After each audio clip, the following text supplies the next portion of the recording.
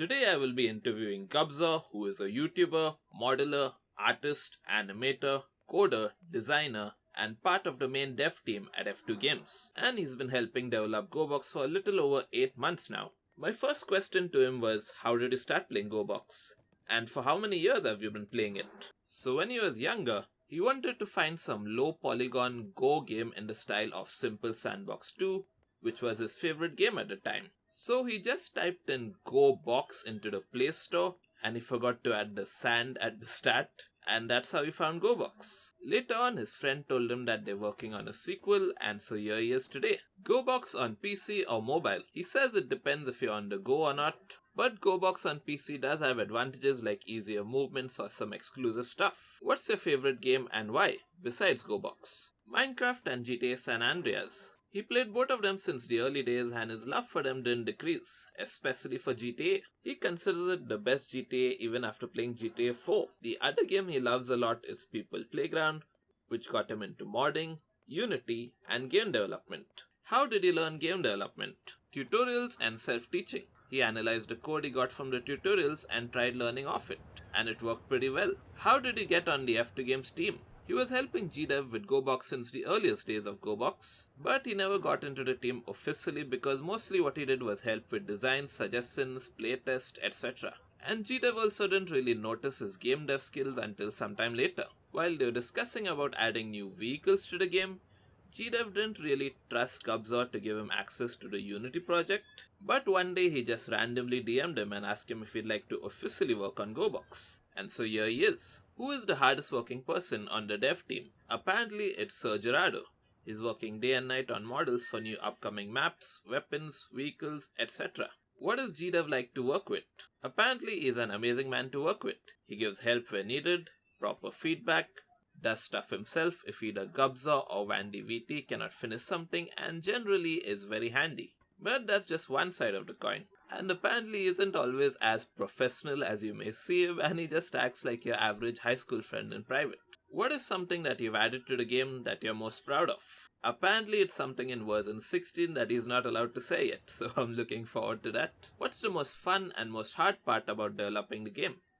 In general, is game dev hard or easy? The most fun part would be actually adding things, and the most hard part would be coding. What is something that's going to be added to the game that you're most excited about? Unfortunately, if you were to say it, it would be a major spoiler for version 16, so we'll have to wait for that. Will we ever get a Gorebox 2? Probably not. What's the Phil Timsky fight going to be like? If you've ever played Ultra Kill and beat V2 in 4-on-4 on Brutal, that's how the boss fight is going to be like. What is the plan for Gorebox after version 16? Smaller additions and bug fix updates. Probably nothing like version 17. So does that mean that version 16 is going to be the last major version for Gorebox? What games updates are we going to cover then? What other games are being developed besides Gorebox? What about Tabung? They're working on Tabung and on another game, which was once publicly revealed but then abandoned due to Gorebox's development slowing down because of it. He thinks that people will figure it out at some point. Do any of you guys know what game Gubzor is talking about? Do you plan on making your own games eventually? Of course. What would you say to someone who is trying to become a developer for F2Games or a game developer in general? For people trying to be F2 team members, don't hide your talent. If you think your stuff is good enough to be in the game, then hit GDev up. It's worth a shot. For upcoming Unity game developers, please don't copy the code from tutorials unless it's your first ever project and you want to release it publicly. Or you only take parts of it and write the rest yourself. Most of the time code they show you isn't optimized or written how it should be, which can cause issues later on in the game's life cycle, especially when you get better at coding and game development.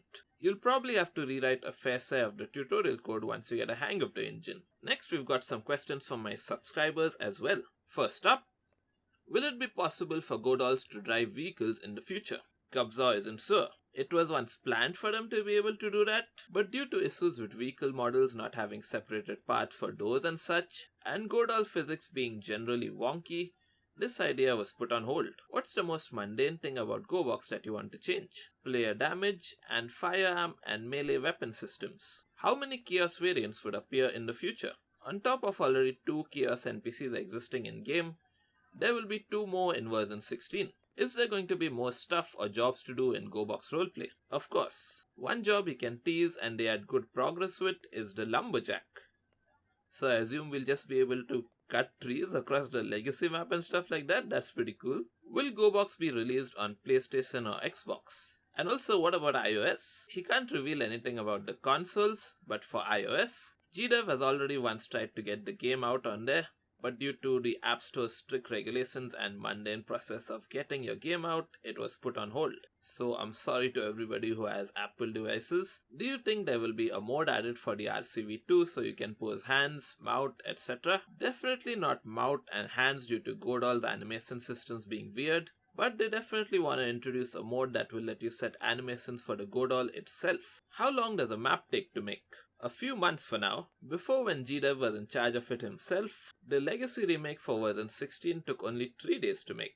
But now that Sir Gerardo is in charge of it and pays attention to the smallest of details, it can take anywhere from a month to a few. And he's not saying that it's a bad thing at all, and he says that Sir Gerardo's maps are amazingly made, and it shows when you compare the new desert bridge with the old one. When will version 16 come out?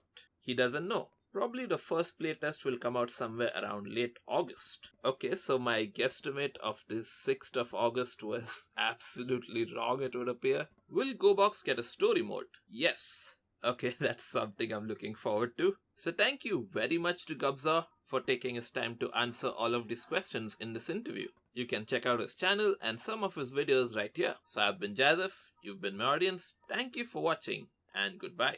I also want to say a general thanks to Gubzor because he's always been giving me early access to some of the newer versions of Gobox and stuff, and that's really helped my channel grow, so thank you very much, Gubzor.